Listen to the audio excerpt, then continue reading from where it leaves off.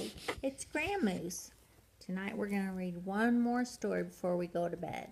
Doesn't mean I'll post it though, maybe tomorrow. But we've got to return our books to the library, so we're going to do double time. Are you ready? Daisy Had Mayzie by Dr. Seuss. Ready?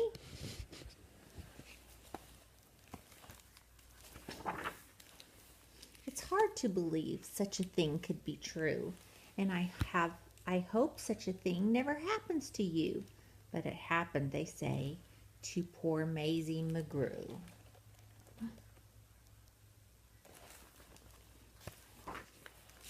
It happened like this. She was sitting one day at her desk in school in her usual way when she felt a small twitch on top of her head. So Mayzie looked up, and she almost dropped dead. Something peculiar was going on there. See that? A daisy was sprouting right out of her hair. Boing.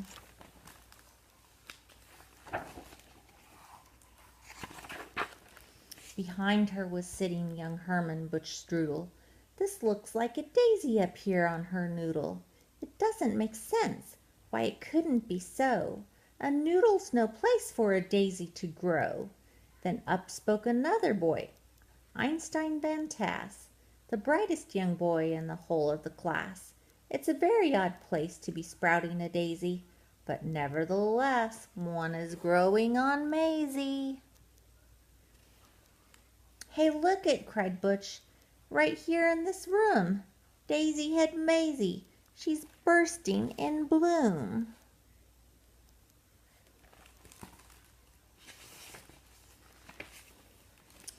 Miss Sneecher, the teacher, came rushing up quick. Such nonsense! Some child is playing a trick. Which one of you boys stuck this thing in her hair? You know that a daisy could never grow there?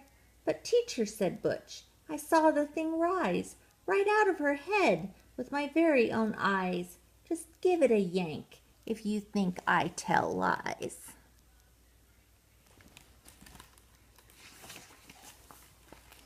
Miss Sneecher had heard quite enough of this talk. Mayzie, hold still. Let me get at that stalk. Ouch! Hollered Mayzie. Quit yanking, Butch said. You're giving her pains. I'll bet those roots go right way down in her brains.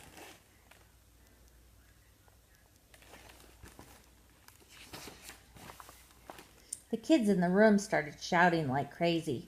Daisy Had, Daisy Had, Daisy Had Mayzie. Children, be quiet. Miss Sneecher was puzzled. Good grief and alas, to think this has happened right here in my class. I've taught in this room 20 years, maybe more, but I've never seen anything like this before. I'll have to report it. You'll have to come to the principal's office and show Mr. Grum.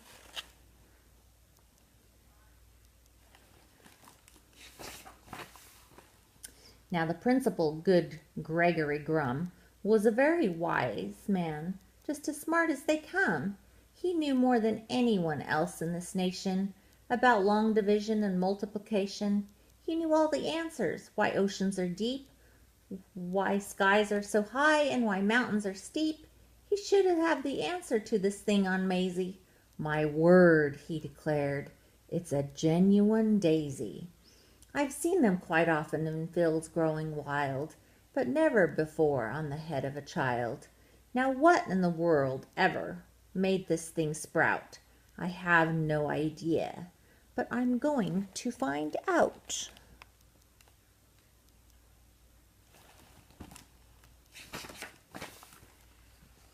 It says here, it says daisies grow on the land.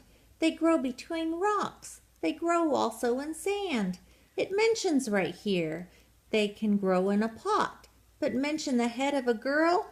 It does not. Daisies, it says, sometimes grow in Alaska, also Missouri, Rhode Island, Nebraska. They grow in Japan and in Spain and Peru, in India, France, and in Idaho too. They grow in South Boston and also in Rome. But why should they grow on this little girl's dome?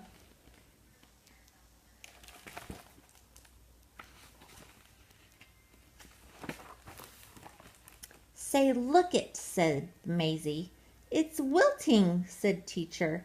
How wonderful, Mayzie. It soon will be dead. You'll get rid of that daisy. In just a few minutes our troubles will pass, declared Dr. Groom. Take her back to the class.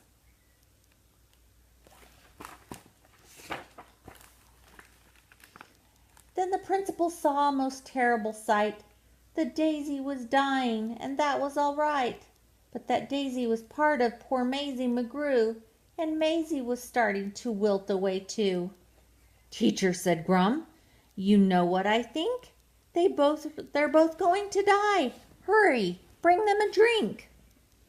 This is a problem, said Grum with a frown. You take Mayzie away and make her lie down. You lock her up tight in the room down the hall. There's quite a few numbers I've got to call.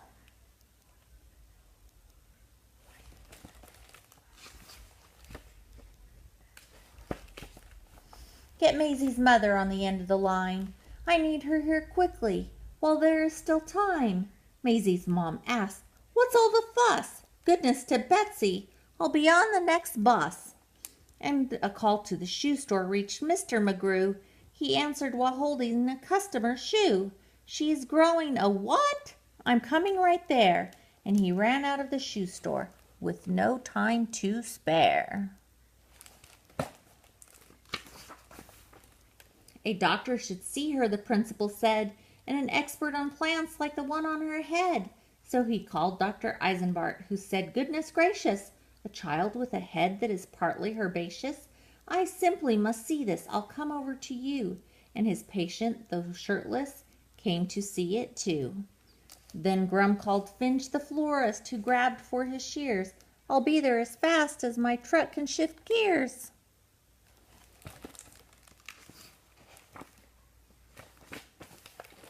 Meanwhile, poor Mayzie lay down on a couch. The daisy slumped down on its stem in a slouch, but the window was open because it was warm, and the sweet-smelling daisy attracted a swarm. Off bees, bees, bees, bees, bees.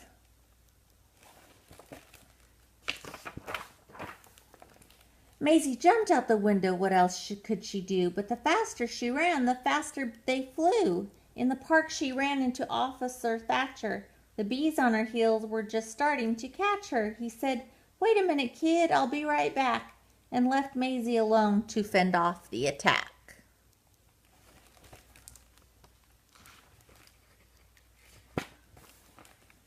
But Thatcher returned with a fishbowl and bucket, into which went the fish from the bowl. Then he stuck it on top of her head. She felt like a fool. Kid, I'm going to take you back to your school.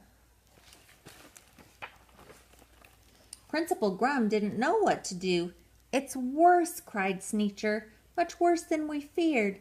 The daisy and Mayzie have both disappeared.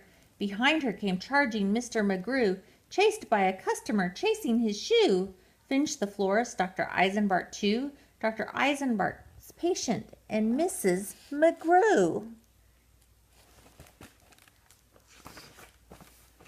Then the door opened, and in came poor Mayzie, wearing the fishbowl, protecting her daisy. Then Officer Thatcher, who looked all around, said, Anyone here know this kid that I found? Mama, cried Mayzie as she ran to her mother. But Mrs. McGrew stepped back with a shudder. I think I feel faint, she just managed to utter. Stand back, yelled the doctor as he looked about. Allow me some room to examine her sprout. The doctor approached, a stethoscope to ear, but the wail of a siren was soon all he could hear.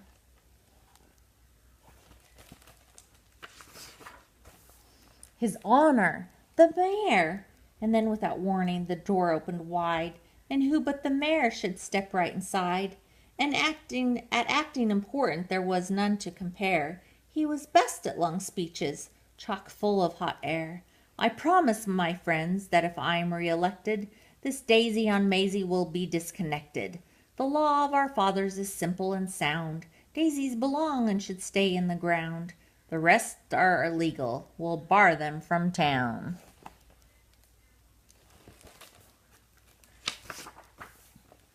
Then just as the mayor finished his talk, Finch the florist began to quietly walk, and standing directly right behind Mayzie, said, I know the way to get rid of a daisy.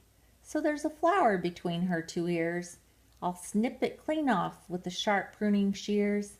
But Mayzie, she saw him and let out a screech. She pushed him aside and raced out of his reach. Mayzie ran from the school, headed straight out of town. She came to a meadow and fell to the ground. With her head in her hands, she lay all alone. Her heart, it was broken. She could never go home. Nobody loves me. Nobody loves me. Nobody loves me, she cried. Nobody loved her? Poor Mayzie McGrew. It's hard to believe such a thing could be true. And maybe that's why then the daisy above, when Mayzie below began talking of love. Well, you know about daisies, when love is in doubt, the job of a daisy is try and find out. They love her not. They love her not. Don't worry, Mayzie, said her daisy, as its last petal fell off. They love you. Then the stalk disappeared. Well, that's how it all happened. The thing went away, and Mayzie McGrew is quite happy today.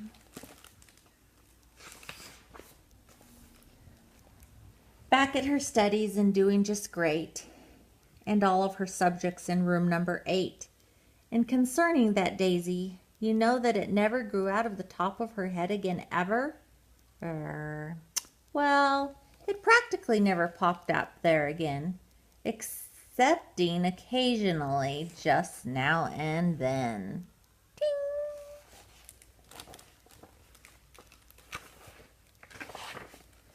And after all, I'm getting used to it. Good night. GramMoose loves you.